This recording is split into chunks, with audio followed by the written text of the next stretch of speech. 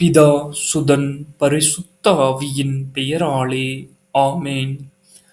யோவான் எழுதிய தூய நற்செய்தியிலிருந்து வாசகம்.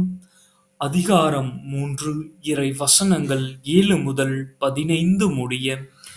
அக்காலத்தில் இயேசு நிக்கோதேமிடம் கூறியது: நீங்கள் மறுபடியும் பிறக்க வேண்டும் என்று நான் உங்களுக்கு கூறியது பற்றி நீர் வியப்படைய வேண்டாம். காற்று விரும்பிய திசையில் வீசுகின்றது, அதன் ஓசை உமக்கு கேட்கின்றது, ஆனால் அது எங்கிருந்து வருகிறது என்றும் எங்கு செல்கின்றது என்றும் உமக்கு தெரியாது. தூய ஆவியால் பிறந்த அனைவருக்கும் இது பொருந்தும் என்றார். நிக்கோதேம் அவரை பார்த்து, இது எப்படி நிகழ முடியும் என்று கேட்டார். அதற்கு இயேசு கூறியது: நீர் இஸ்ரேல் மக்களிடையே போதகராய் இருந்தும் உமக்கு இது தெரியவில்லையே. எங்களுக்கு தெரிந்ததை பற்றியே பேசுகின்றோம், நாங்கள் கண்டதை பற்றியே சான்று பகர்கின்றோம். எனினும் எங்கள் சான்றை நீங்கள் ஏற்றுக்கொள்வதில்லை என உறுதியாக உங்களுக்குச் சொல்கின்றேன்.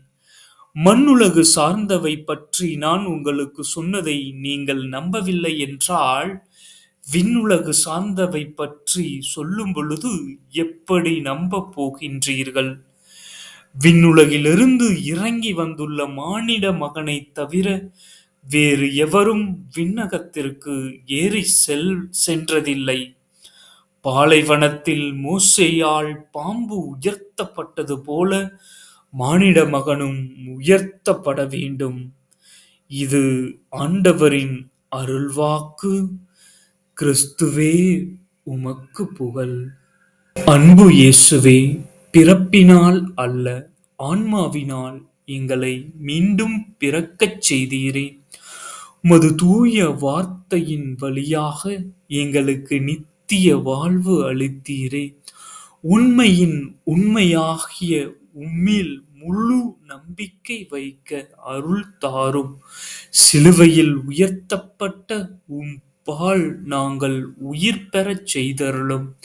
உமது திரு இரத்தத்தால் எங்களை கழுவியருளும். பரிசுத்த ஆவியால் அபிஷேகம் செய்தருளும். ஆமேன், ஆமேன்.